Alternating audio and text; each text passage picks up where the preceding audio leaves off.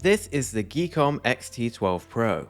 It's a tiny, flexible, and ultra-powerful mini PC that brings to the table everything that any normal user could possibly want, and then delivers some pretty good performance in terms of gaming too. Powering this tiny titan is the 12th generation Intel Core i9-12900H CPU. It uses the integrated Iris Xe graphics, and ships with 32GB of DDR4 RAM, along with a 1TB solid-state drive, both of which are easily upgradable and expandable. Before I start, I want to say a big thanks to Geekom for providing this mini PC for me to review. They didn't see the video before it went live, nor did they have any influence over it, other than the following points which they asked me to share. Firstly, they also have an XT13 Pro in the works that is going to be more powerful than this. I'm really excited to see that. And also on the 22nd of May, Geekom will be having an anniversary sale on their website, where their prices will be lower than they would be on Amazon Prime Day. So if you're looking for a mini PC, that's going to be a good time to check out their website. Anyway, onward with the review. Outside of that, this is a fully featured PC, but we're going to get into the I/O and everything like that in just a moment. But first of all, let's take a look at the contents of the box. You of course get the mini PC itself, a thank you card which is a nice touch, a multi-language instruction manual that tells you how to upgrade the RAM, solid state drive and do other stuff like that, and then you'll find a metal VESA mount. This is great because it actually lets you mount this PC on the back of your monitor, getting it completely out of the way if that's what you want. And for what it's worth, these VESA mounts can be pretty expensive. For example, Wacom charges like £80 for theirs. So it's really cool to see this included in the box. And then you're going to get your power brick. And I like how the brick itself is pretty small and the head, or the plug, is actually really small too. It's really convenient. And then you'll of course find an HDMI cable. And this is really everything you need. All you really need to bring yourself is a monitor, mouse, and a keyboard. And a gamepad if you're so inclined. And here's the mini PC itself. As you can see, it has a very simple and straightforward design, but it's also quite nice looking with this two-tone setup. You might notice this has an entirely metal body other than the plastic top, and it feels very premium with a nice amount of heft to it. It definitely feels really solid and well built in the hands. And oh, sorry, I forgot this isn't a retro handheld. Let me just put this down. So there are two things that I think make this computer really perfect for the normal PC user. And the first part of that equation is I/O, or inputs and outputs. Because this PC is absolutely stacked with them. On the front of the PC, you're going to get a power button and your headphone jack, and then these two USB 3.2 Gen 2 super speed ports. And both of these support both power delivery and super speed data transfer, which is really great.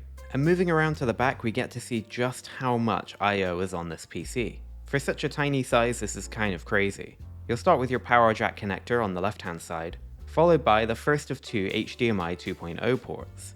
And right above that, you have the first of two USB 4 Gen 3 USB-C ports. And this port is really impressive because it can support basically any Thunderbolt-like application. For example, display output, power delivery, file transfer, and whatever else you might want. We'll take a closer look at how flexible this port is in just a moment. Next to that, you have a 2.5 gigabit RJ45 Ethernet port, another super speed USB 3.2 port, and then just your bog standard USB 2 port for your mouse and keyboard and stuff like that. And then you'll see the second USB-C port, and your second HDMI port on the far side. The thing is that this is such an incredibly flexible I/O setup. Right out of the box, you have the ability to hook up 4 individual monitors to this mini PC, which given its tiny size is pretty impressive. But the USB 4 ports here are really amazing in their own right, because they allow this PC to be set up in an ultra minimal way. For example, here I have a portable monitor. This monitor can receive both the video signal and the power it needs through its USB-C ports. And so all I have to do is to plug a single USB-C cable from the PC to the monitor, and boom, my entire PC setup is ready to go. Well, other than a mouse and keyboard or whatever, but you get the idea.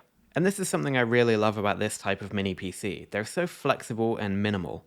I really don't think most people need a big old tower PC with a whole bunch of cables going everywhere, so I think a setup like this is really fantastic. Anyway, moving on from that, the next thing that makes this PC ideal for the normal user is of course performance. And by the way, this PC does ship with Windows 11 out of the box. And you might have heard the exciting news that Windows 11 is now shipping with Copilot AI baked into almost every part of the operating system. And even better than that is that Microsoft has now started to push paid ad promotions in the start menu itself. And to be honest, I'm so tired of this crap that I didn't even bother booting Windows on this PC even once. The second I got it out of the box, I installed my usual flavor of Arch Linux, which just happens to be Arch Linux. So just bear in mind that everything you see from this point on is all running on Arch Linux. Now of course my focus is on gaming here, but I've been using this PC as my primary desktop for around a month or so, and I have to say I really haven't been left wanting anything from its performance. The i9 chip here is absolutely fantastic for daily tasks, and will even get you going with video editing, photo editing, and even some 3D design as well. It's a really great chip. And also when it comes to gaming, it's no slouch either. Now bear in mind we are going to be using the integrated iGPU here, and it's not the most powerful in the world. And the expectation here is not to get perfect 1080p 60F gameplay in AAA games, but hopefully you'll see that this performance is still perfectly serviceable for just a basic gaming PC. Now I personally always like to show what won't work along with what will work on a PC like this. So let's go ahead and take a look. Let's start out with some AAA games, and I'm going to start here with Armored Core 6: The Fires of Rubicon. Unfortunately, even with all the settings down to absolute minimum, this game still just chugged along. And especially on the main menu screen, it just takes forever to do anything. So not particularly playable. The next AAA game we'll look at is Resident Evil 4 Remake. With all the settings at minimum and FSR at maximum running at 720p, I still just didn't really get satisfactory performance. But more than that, this game just looks really awful like this, unfortunately. And the last game in our less playable section here is going to be Horizon Zero Dawn. Again, we have all the settings at minimum and FSR at ultra performance. Depending on what I was doing in this game and where I was in the time of day and stuff like that, I got anywhere from around 35 to 25 FPS in general. It was a pretty slow and clunky experience, and it doesn't look great either. However, I gotta admit, while I was playing this, there was a part of me that was like, well, if I really wanted to play this game, this isn't the worst I've ever seen. Anyway, moving on, next we have Greedfall. And this is actually the GOG version running on Linux, which is super easy to get going, by the way. In more populated areas, this game runs a little under 30 frames a second, but everywhere else you're gonna get solidly over 30. This is running at 720p, but the graphics are set to medium, and I think it looks pretty good actually. And I really like this game actually.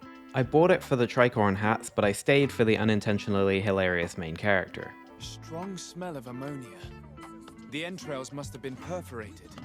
Ace Combat 6 is a game that runs well on basically anything, but it does really well on this PC. This is running at 1080p medium settings, and it's a very smooth and fun experience. This is the penultimate level where there's a bunch going on screen at all times, and it runs really well. Another game that will have you flying around like crazy is Dragon Ball Z Kakarot. This game's running at 1080p with all the settings to medium, and it runs basically perfectly. And that's whether you're in the open world or fighting in one of the crazy battles. And of course it looks amazing too, I mean just look at this. And speaking of dragons, now we're going to look at Dragon Quest XI, which might just be my favourite JRPG of all time. I have all the graphics settings to high, running at 1080p, but with a resolution scale of 75. And this gave me a really nice balance of a good looking image along with a frame rate that was around about 50 FPS all times. I could easily enough lower the graphics settings a bit more to get 60 FPS, or I could lock it at 30, but I found this to be an enjoyable and smooth experience. And now we're solidly into games that run really well on this PC. The next one here is Metal Gear Solid 5. This is just 1080p whatever the default settings are, and it's basically perfect. Again, I'm not really hitting 60 FPS, but to me personally I just don't really mind that. It looks smooth and it plays smooth as well. If the frame counter wasn't on screen here, I would honestly have no idea that this wasn't running at a solid 60 FPS. Or a Venom 60 FPS in this case. This next game really blew me away on this mini PC. And it is No Man's Sky. And every time I play this game, I just have to sit back and think, this is just like a masterpiece. Like, there's no other word to describe this game. It is absolutely stunningly amazing. Last time I played this, there was no creative mode, so that was a nice surprise. But a nicer surprise was the performance. This is running at 1080p, but with most settings down to the minimum. And personally, I think it looks just great like that. Sure, there's a little bit of clunkiness when you enter or exit planets, but this game has always been like that in my opinion. But for the most part, this game runs at a solid 30 FPS. And to me, I mean, you have an endless space exploration game that can run on this tiny sandwich-sized computer no problem. That's awesome. Another game that I can't help thinking is kind of a masterpiece is Skyrim. Every time I load this game up and I'm walking through these forests or next to the rivers or looking at the distance, I'm just kind of like blown away. And as you can see, this game runs pretty much perfect as well. At anywhere between 40 and 60 FPS depending on what I'm doing, but again, it's a smooth experience. This game's running at 1080p medium, but with anti-aliasing entirely disabled, but I think it looks fine. Next up is Halo the Master Chief Collection, and here I'm playing Halo Reach. And this game is just totally locked in at 1080p medium settings. It looks absolutely fantastic and it plays rock solid with no issue at all. I've been bad at Halo since I was 12 and I'm still bad at Halo now, so whatever I guess. And here's Tekken 7. This game's running at 1080p but with a resolution scale at 65. All the other settings though are up at maximum. And what you get is a slightly blurry image, but high quality textures and models and all of that, and it looks absolutely great in my opinion. This game runs pretty much at 60 frames a second the majority of the time, with some attacks or animations slowing it down to somewhere around 55 now and again. But still, this is perfectly playable and it looks great. And to round out this PC section, I want to indulge myself massively here, and I'm going to show you Castlevania Lords of Shadow. This is one of my favourite games of all time and it's really old at this point. But with this game, with the graphics maxed out running at 1080p, it still looks like a modern AAA game and it plays absolutely great. Honestly, if you haven't played this, go pick it up. It's an amazing game with an incredible story, a great protagonist, and gameplay that's somewhere between Uncharted and God of War. And to indulge myself a little more, here's Ninja Blade. Now if you didn't know, this is a From Software game. That's right, the same people that made Dark Souls and Armored Core. This game has everything you want in an Xbox 360 game. It's got QTEs, it's got Gatling gun sections on a helicopter, it's got zombies, really it's the full package. Oh, this is Ken. I tried to customize his colors to make him look really ninja. What do you think? Oh, this game's running perfectly, don't worry about that. So all in all, when it comes to PC gaming, this PC is no slouch at all. Now with a computer like this, we're really not trying to hit a AAA 1080p 60fps experience. What we're looking for is just games that run well enough to play and enjoy, in a similar way that you would do on the Steam Deck, I suppose. And outside of a couple of really big AAA games that I showed here, everything else runs pretty much fine. But of course we need to look at emulation as well. Now as it comes to Gamecube and Wii, everything is completely capped out on this computer. You're going to be running every single game at the maximum frame rate at 1080p with no issues whatsoever. That includes heavy hitters like Star Wars Rogue Squadron 2, Wave Race Blue Storm, and on Wii here's New Super Mario Bros., and Sonic Rider Zero Gravity, which usually has quite a bit of slowdown, but it runs perfectly here. On PS2 I tried two of the heaviest games I could think of, starting here with Everybody's Tennis. This game chugs on freaking everything, but here on this mini PC it's the first time I've played it at full speed without a problem. I think Sony should bring the Everybody series back. I would just love to see a AAA golf or tennis game on PS5 and PC, that'd be awesome. The second PS2 game here is Dirge of Cerberus Final Fantasy VII. This game is notorious for just chugging on the first level, but I was absolutely shocked by its performance on this mini PC. The first level runs basically fine the entire way through. When you get to the helicopter section at the end, it does start to slow down a little bit, but I was still able to play the game perfectly well with no issues whatsoever. I was really impressed by this because this game usually doesn't run well at all on any hardware, but at 1080p it runs pretty much perfect here. Moving up to the next generation of emulation, we're going to look at the Nintendo Wii U. And I'm really happy to say that Wii U is basically maxed out on this PC as well. Here's Hyrule Warriors. And here I'm playing the game at 1080p, with the frame rate unlocked to 60fps. It reaches 60 sometimes, but it does slow down a little bit now and again. Playing the game at its native resolution of 720p, I'll max out that 60fps no problem at all. Or if I just want to play it at the standard 30fps, I can lock it to 1080 and get a perfect experience. Really impressive. And here's Star Fox Zero. I really want to play this game, but it's kind of hard to play if you don't have the Wii U. There are sections of this game where you kind of have to use the gamepad, and it makes it kind of difficult to play on a PC. But I think it looks absolutely amazing. This is running at 1080p and it's locked at 60fps with no issue whatsoever. I found no slowdown whatsoever in this game at 1080p. And it looks absolutely incredible, I cannot stress that. This game visually is amazing. It's a real shame that this game might have just been the last Star Fox game, at least for a long time. And that it's locked behind Wii U features, it's just kind of inaccessible. Next up we have The Legend of Zelda Wind Waker. This is the HD version on Wii U and I've actually never played this version. I've played the Gamecube one to death, it's probably my favourite Zelda game. But the Wii U version does have some special sauce. I'm not exactly sure what it is, but they really did make the visuals look just a little bit better. It looks very atmospheric and cool. At 1080p this game is locked in at 30 frames a second with no problem. I made sure to go into a dense forested area with enemies too, and it worked just fine. Next up for Wii U, you have Xenoblade Chronicles X. You can unlock the frame rate of this game and hover around 50fps. Or you can just not do that and play the game at the recommended 30fps at 1080p and you get no issues whatsoever. Again, another locked-in Wii U game. $10 says they remaster this game for the next Switch. And finally, we're going to be playing this game here. And if this gameplay looks odd to you, it's just because I've applied a few cheats that make the game actually playable. Running this game at a 1080p resolution and an unlocked frame rate will give me around 40 to 50 FPS depending on what I'm doing. This is already way smoother than it is on the original hardware, but if I wanted to, I could just lock the FPS at 30 and it's going to be a perfectly smooth experience. And if you never thought you could run Wii U on a device the size of a sandwich, you've just been proven wrong. And I'm almost done here, but now let's look at PlayStation 3. PS3 is a little less impressive than Wii U, but it's still pretty good in a lot of cases. Here's the groundbreaking, award-winning, and truly inspirational first-person shooter game Haze. Sorry, I shouldn't say game, it's more like a masterpiece. And this game runs locked in at 60 FPS perfectly. It looks really ugly because that's what the game looks like. But yeah, it runs perfectly anyway. Another game that runs perfectly is Resistance: Fall of Man. This one's not quite as good as Haze, but it's still a really good FPS. I guess it probably sits somewhere between Haze and Time Shift in terms of quality. Anyway, this game's locked in at 1080p 60 FPS, no problem at all. This next game triggers muscle memory I forgot that I had, and it's Demon's Souls.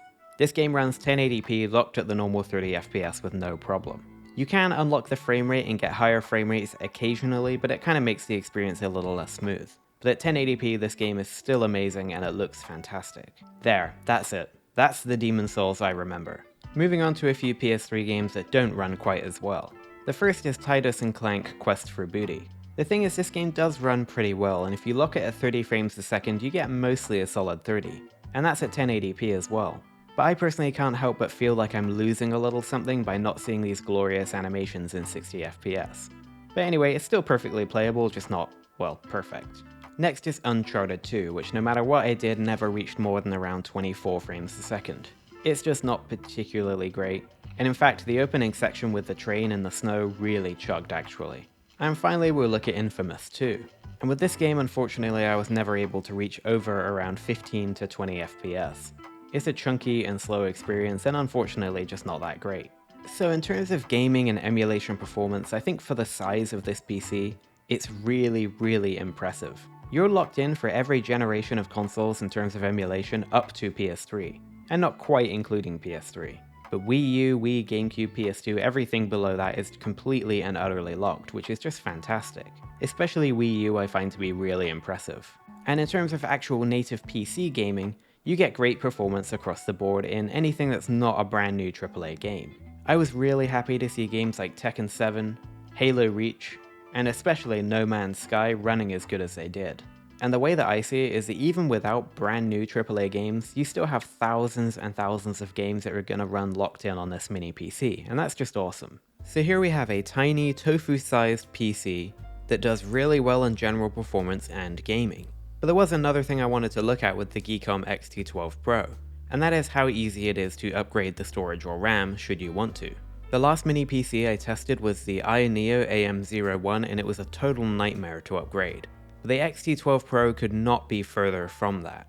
In fact, this is one of the simplest upgrade processes I've ever seen. All you need to do is loosen the 4 screws on the bottom and pull the top section off. The screws themselves actually won't fall out or anything, so you're not going to lose them or anything like that. And incredibly, that's it. Here you can see your Lexar brand SSD and RAM, along with a second SSD slot. Not only that, but on the top of the shell, you can actually see this copper heatsink and thermal pads for both. All in all, this is fantastic for upgrading this mini PC, and great for its longevity too. You can add more RAM, a second drive, and upgrade the first drive if you want to. Not only that, you also have those Thunderbolt ports on the back of the PC too, so you can easily add extremely fast storage to this device externally as well. And well, I really can't say that I don't absolutely love the Geekom XT12 Pro. I think it's an absolutely fantastic mini PC that pretty much does everything I want a device like this to do. It's very powerful, it's very compact, and it's very flexible. There is just one thing I dislike about it though, and that is, of course, the lack of SD card slot. I know, I've got so many USB ports and all that stuff, this is kind of a nitpick. But for me personally, I'm always using SD cards to transfer data, especially either from my camera or from retro handhelds, and I really miss having an SD card slot on this PC. And what's even weirder is it looks like there actually is an SD card slot on the board itself. You just can't access it from the outside, and it also seems like the PC won't boot up to a display if the shell isn't connected. It's really odd, I don't know what's going on here, but I just thought that was kind of funny. But all in all, I like pretty much everything about this device. I like the size, I like the performance, I like the flexibility, really everything. If you like the look of the Geekom XT12 Pro, please take a look at the description box below, where I have links for it on Geekom's official websites and Amazon as well. I've also included a coupon code that Geekom provided to me, which you can use to get 5% off your order either on the official site or on Amazon. I want to say a huge thanks to you if you're still watching this video, because I know I went totally overboard with the gaming section, but it was really fun to test out a bunch of different stuff on this PC. If you liked the video, please go ahead and leave a like on it, and subscribe to Retro Breeze for more great content like this. I'm still personally holding out for a mini PC that has a discrete GPU, and then I really will consider scrapping my desktop PC for it. The XT12 Pro has showed me just how close I am to that point. Anyway, that's this one done. Thank you very much for watching Retro Breeze, and I look forward to seeing you again next time.